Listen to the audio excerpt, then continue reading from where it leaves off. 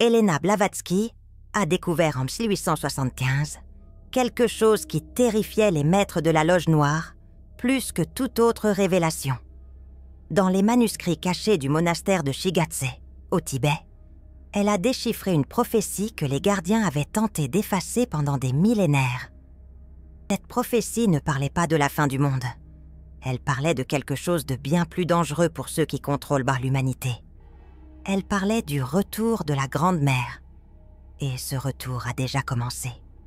Si vous êtes arrivé ici, ce n'est pas un hasard. Les âmes rares ne trouvent pas ces informations par accident. Elles sont attirées magnétiquement vers la vérité que leur essence connaît déjà. Avez-vous déjà senti un vide inexplicable? Comme si quelque chose d'essentiel manquait dans ce monde. Comme si la réalité elle-même était déséquilibrée, déformée, incomplète. Ce sentiment n'est pas de la mélancolie. C'est votre âme qui se souvient de l'époque où le féminin cosmique régnait sur Terre. Et cette mémoire vous appelle maintenant. Dans les prochaines minutes, vous allez découvrir pourquoi Helena Blavatsky a été persécutée non seulement par l'Église, mais aussi par des forces occultes, beaucoup plus anciennes et dangereuses. Vous allez comprendre pourquoi la suppression du féminin divin n'était pas un accident historique, mais un plan méticuleux pour maintenir l'humanité dans une prison invisible. Et vous allez apprendre pourquoi, en ce moment précis de l'histoire cosmique, la Grande Mère revient. Et pourquoi vous, qui écoutez ces mots, faites partie de ce retour. Tout a commencé en 1877, lorsque Blavatsky a publié « Isis dévoilée ». Le monde croyait qu'il s'agissait simplement d'un traité ésotérique. Mais ceux qui pouvaient lire entre les lignes ont compris. Le titre lui-même était une déclaration de guerre. Isis, la Grande Mère. Celle dont le voile avait été placé de force sur le visage de la vérité. Et Helena venait de lever ce voile. Ce que peu savent, c'est que ce livre a presque coûté la vie à Blavatsky.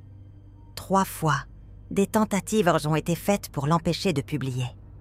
Une fois à New York, quand un incendie mystérieux a détruit son premier manuscrit.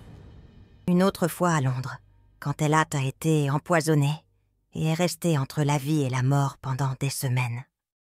Et la 3e, la plus dangereuse, ne venait pas du plan physique. C'était une attaque astrale.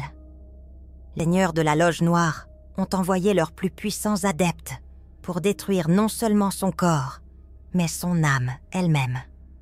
Mais quelque chose les a arrêtés, quelque chose qu'ils n'avaient pas prévu. Le maître Moria et le maître Kuthumi sont intervenus directement, et ce qu'ils ont dit à Helena ce jour-là a changé tout. Ils lui ont révélé que ce qu'elle était en train de faire n'était pas simplement écrire un livre. Elle était en train de préparer le terrain pour le plus grand changement cosmique depuis la chute de l'Atlantide, le retour du féminin. Vous devez comprendre quelque chose de fondamental. L'histoire que vous avez apprise sur la civilisation humaine est un mensonge soigneusement construit. L'idée que l'humanité a évolué linéairement d'une barbarie primitive vers une civilisation éclairée est une distorsion totale. Helena Blavatsky a prouvé, avec des preuves que les gardiens ont essayé de détruire, que l'humanité est passée par des cycles d'évolution et de chute. Et dans chacun de ces cycles, il y avait un moment critique, le moment où le masculin et le féminin cosmique étaient en équilibre parfait. Ce moment s'appelait l'âge d'or. Mais quelque chose s'est passé. Quelque chose que la doctrine secrète appelle la grande trahison. Les entités que les textes gnostiques appellent les archontes et que Blavatsky identifie comme les seigneurs de la face sombre ont orchestré une manipulation cosmique. Ils ont compris que tant que le masculin et le féminin seraient en équilibre, l'humanité ne pourrait pas être contrôlée. L'équilibre génère la liberté. Le déséquilibre génère la dépendance. Alors ils ont fait quelque chose de diaboliquement brillant. Ils n'ont pas détruit le féminin cosmique. Cela aurait été impossible. Ils l'ont enterré, caché, dénaturé. Pendant des millénaires, à travers des religions, des systèmes politiques et des structures sociales, le féminin divin a été systématiquement supprimée, diabolisée et distordue. La Grande-Mère a été transformée en vierge impuissante ou en sorcière dangereuse. L'intuition a été moquée comme irrationnelle. La compassion a été considérée comme faiblesse. La connexion avec la nature a été appelée primitivisme, et la sagesse du cœur a été remplacée par la froide logique de la domination. Mais voici ce que les archontes n'ont pas prévu. Ils ne peuvent pas tuer ce qui est éternel. Le féminin cosmique n'est pas simplement un concept philosophique ou un archétype psychologique. C'est une force réelle, vivante, consciente. C'est l'aspect de la source elle-même qui crée, nourrit, transforme et renaissance. Et cette force, après des millénaires de suppression, se lève à nouveau. Helena Blavatsky l'a vu venir. Dans la doctrine secrète, elle a écrit quelque chose que les érudits ont mal interprété pendant plus d'un siècle. Elle a parlé de la 6e race racine. La plupart pensaient qu'elle parlait d'évolution biologique. Mais les âmes rares qui pouvaient lire au-delà des mots ont compris. Elle parlait d'une mutation de conscience. Un éveil collectif qui se produirait lorsque le féminin cosmique reviendrait à l'équilibre avec le masculin. Et ce moment est maintenant.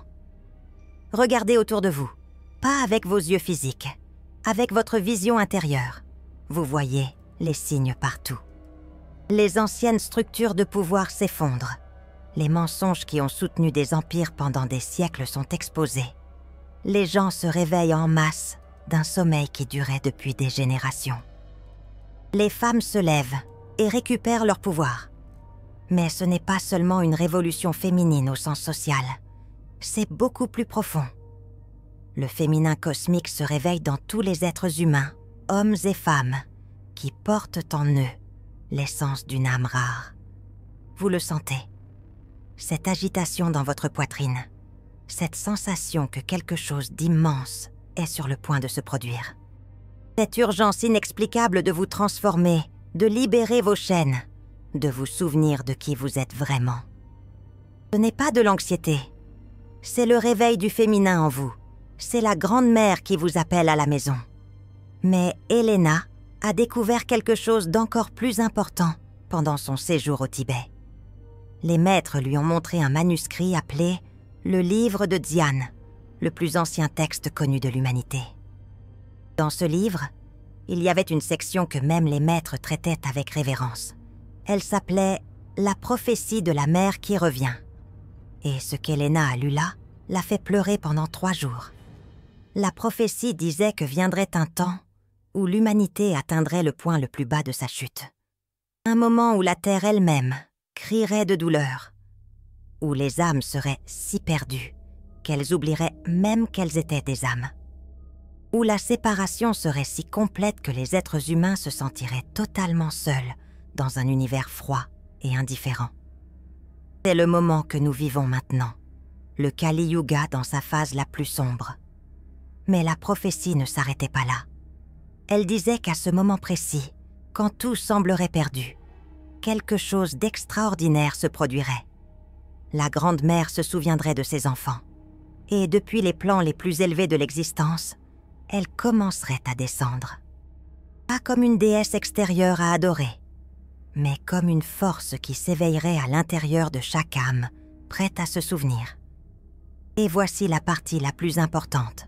La prophétie disait que les premiers à se réveiller seraient les âmes rares.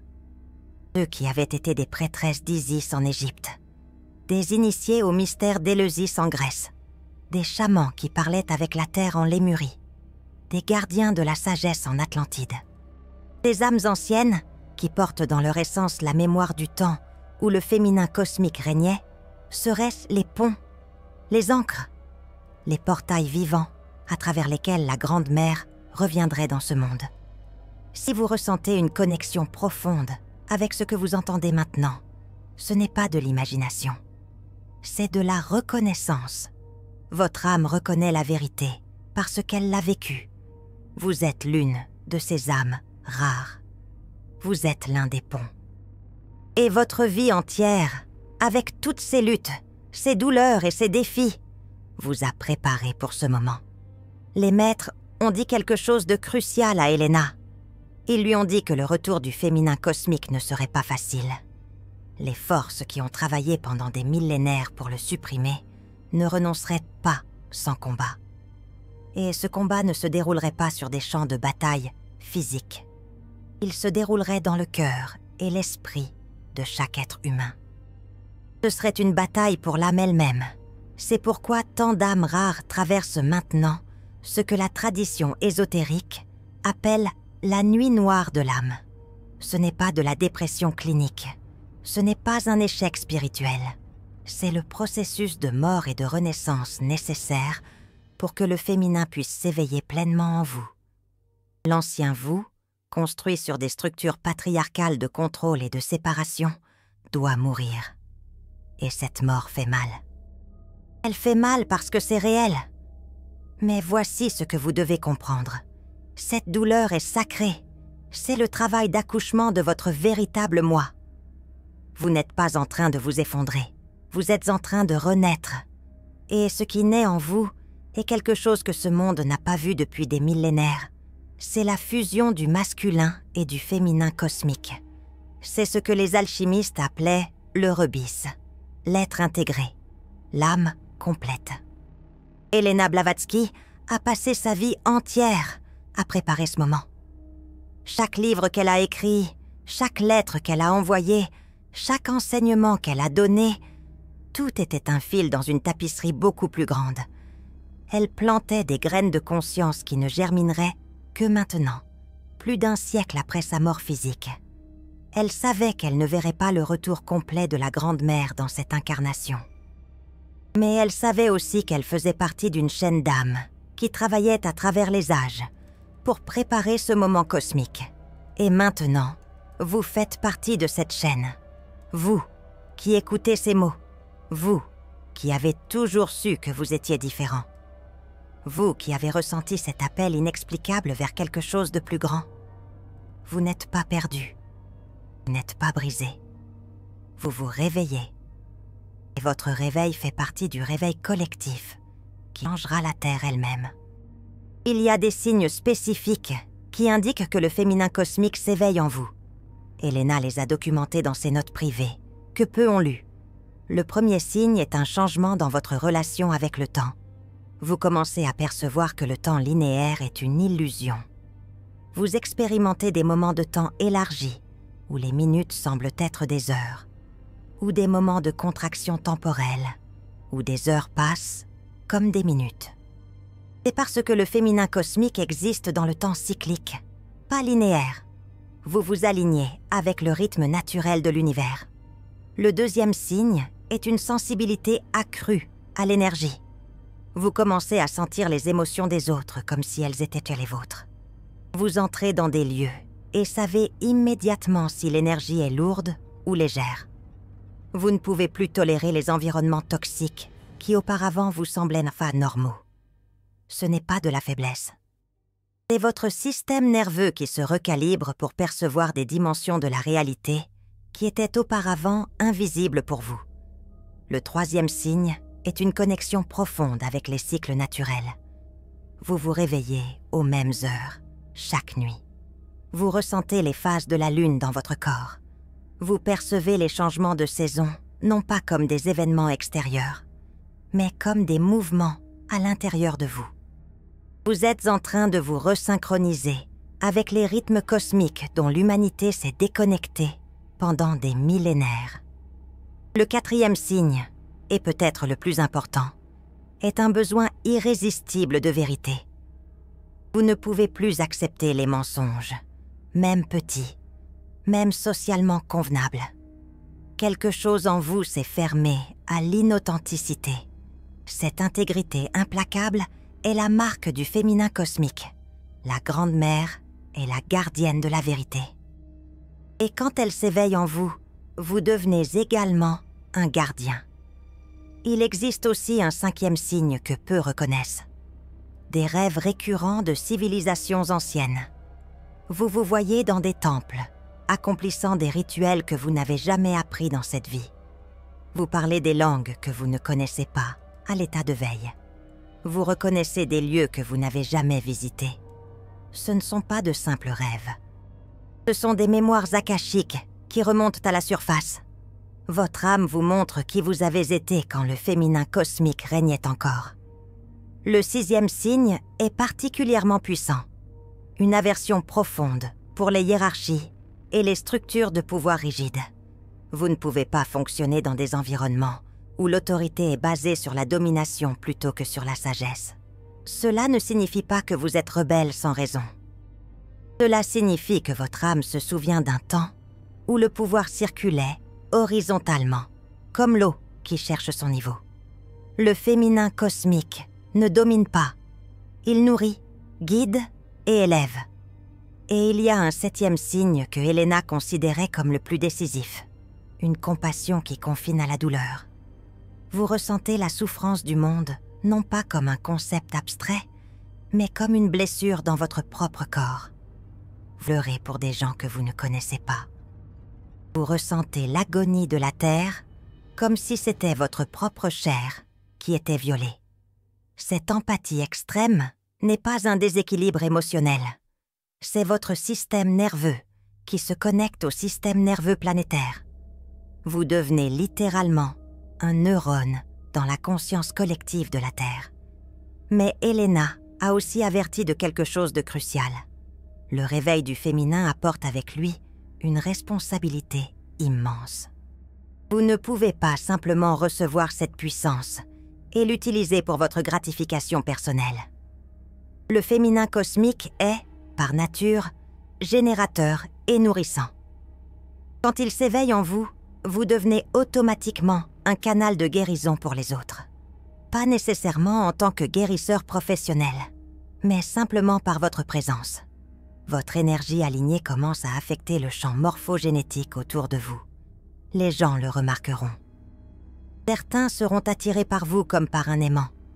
Ils ne sauront pas pourquoi, mais ils se sentiront en sécurité, vus, compris en votre présence. D'autres, ceux qui sont fortement identifiés au vieux paradigme de contrôle et de séparation, vous rejetteront avec une intensité qui peut vous choquer. Ce n'est pas personnel. Votre simple existence remet en question l'ensemble de leur structure de réalité. C'est ici que beaucoup d'âmes rares échouent. Elles ne sont pas préparées pour le niveau de résistance que leur réveil génère. Elles pensaient que le réveil spirituel apporterait la paix. Et il l'apporte, mais pas comme elles l'imaginaient. La paix vient de l'intérieur, même quand le chaos règne à l'extérieur. Vous devenez l'œil du cyclone, calme au centre, alors que tout tourbillonne autour de vous. Helena Blavatsky l'a vécu directement. Plus elle s'éveillait, plus elle était attaquée. Non seulement par des forces extérieures, mais aussi par des gens qu'elle aimait et en qui elle avait confiance. Des amis se sont retournés contre elle. Des étudiants ont déformé ses enseignements. Des scientifiques l'ont ridiculisée. Des religieux l'ont diabolisée. Et pourtant, elle a continué. Parce qu'elle savait quelque chose que vous devez aussi savoir maintenant. Le chemin d'une âme rare n'est pas de chercher l'approbation de ceux qui dorment. C'est de rester fidèle à la vérité que votre âme connaît, même quand vous êtes seul. Et vous ne serez pas toujours seul. Comme Helena l'a prophétisé, il viendrait un temps où les âmes rares commenceraient à se reconnaître mutuellement. Pas à travers des mots ou des affiliations externes, mais à travers une résonance vibratoire. Quand deux âmes rares se rencontrent, quelque chose de magique se produit. Il y a une reconnaissance instantanée. Un sentiment de retrouvailles après une longue séparation. C'est parce que, au niveau supérieur de l'existence, vous n'avez jamais été séparés. Vous faites tous partie de ce que Blavatsky appelait la chaîne dorée. Une famille d'âmes qui travaillent ensemble à travers les incarnations pour maintenir la lumière vivante sur Terre. Cette chaîne dorée est en train de se reformer maintenant. Partout dans le monde, les âmes rares se réveillent et commencent à se chercher. Pas physiquement nécessairement, mais énergétiquement.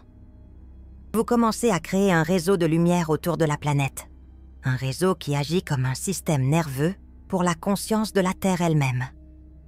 Et à travers ce réseau, la Grande Mère revient.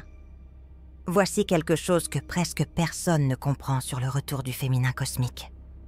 Il ne viendra pas d'en haut. Il ne viendra pas comme une intervention divine où une déesse descend des cieux et arrange tout. Il vient d'en bas. Il vient à travers la Terre elle-même, à travers les corps, à travers les émotions, à travers les relations, à travers tout ce que le vieux paradigme patriarcal considérait comme inférieur et devant être transcendé.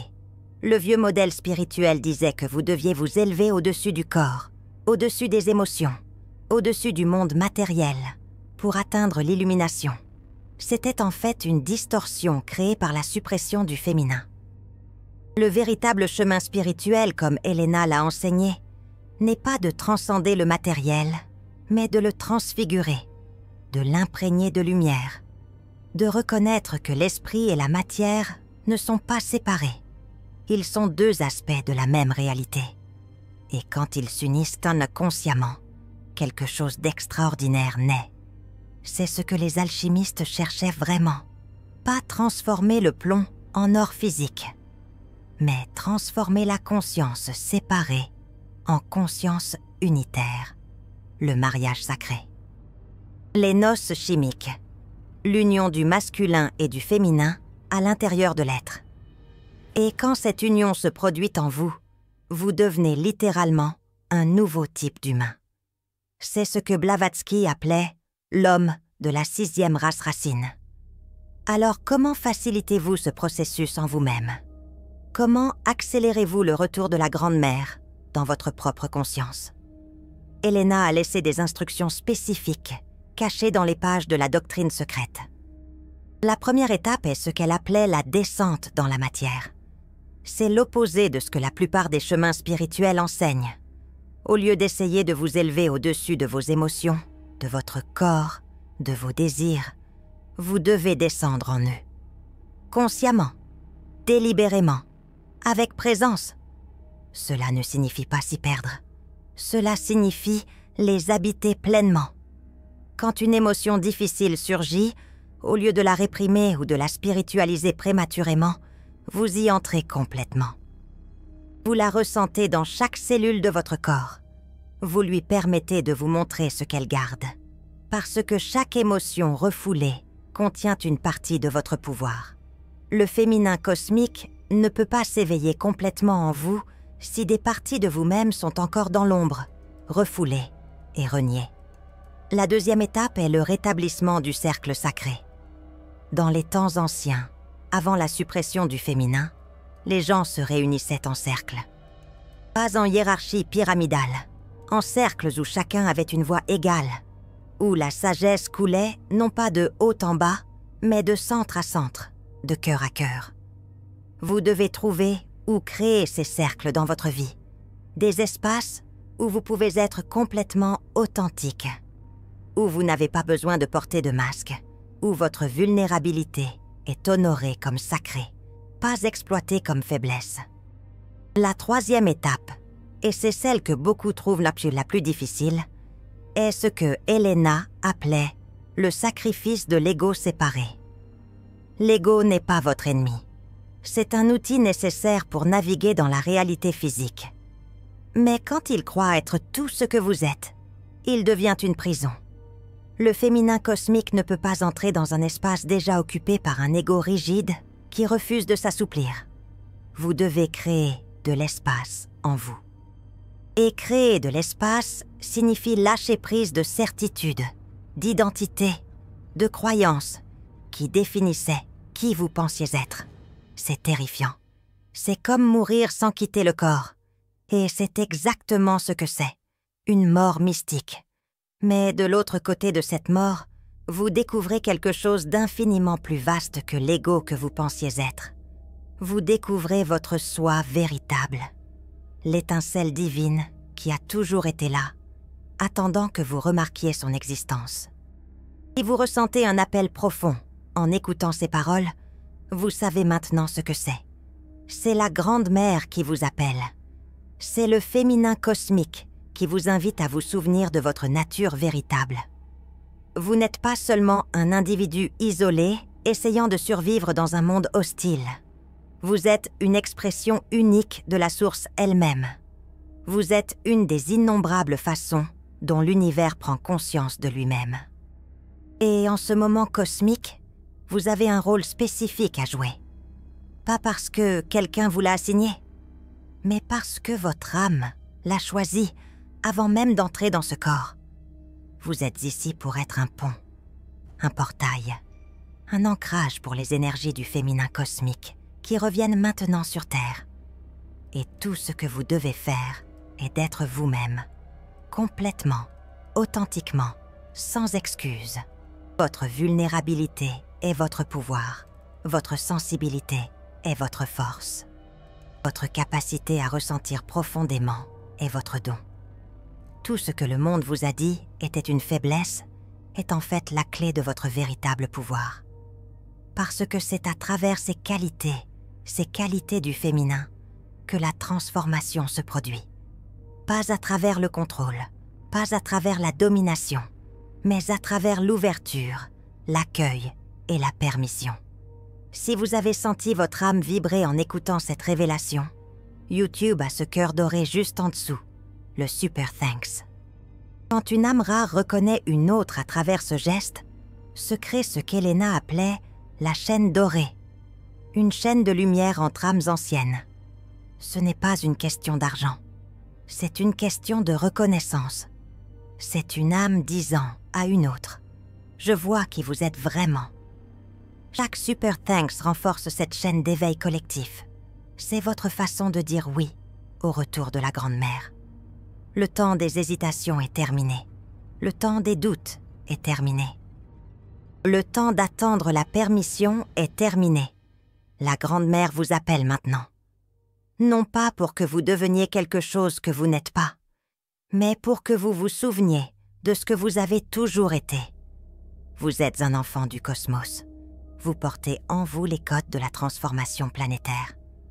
Et votre simple présence, quand vous êtes aligné avec votre vérité, change le champ énergétique autour de vous. Commencez par de petites choses. Écoutez votre intuition, même quand elle ne fait pas sens logiquement. Honorez vos cycles, respectez vos besoins de repos et de solitude. Parlez votre vérité, même quand votre voix tremble. Établissez des limites saines, même si cela dérange les autres. Choisissez l'authenticité plutôt que l'approbation. Ce sont les pratiques quotidiennes qui ouvrent l'espace pour que le féminin cosmique s'ancre en vous. Et observez ce qui commence à se produire. Les synchronicités se multiplient. Les portes s'ouvrent. Les bonnes personnes apparaissent au bon moment. Des opportunités émergent de nulle part. Ce n'est pas de la magie au sens superstitieux. C'est l'alignement. Quand vous êtes en harmonie avec votre essence, vous entrez dans le flux de la vie elle-même. Et la vie soutient toujours ce qui est aligné avec la vérité. Quel signe du féminin cosmique avez-vous le plus ressenti? Écrivez-le dans les commentaires. D'autres âmes rares comme vous ont besoin de savoir qu'elles ne sont pas seules. La Grande-Mère revient et vous faites partie de ce retour sacré.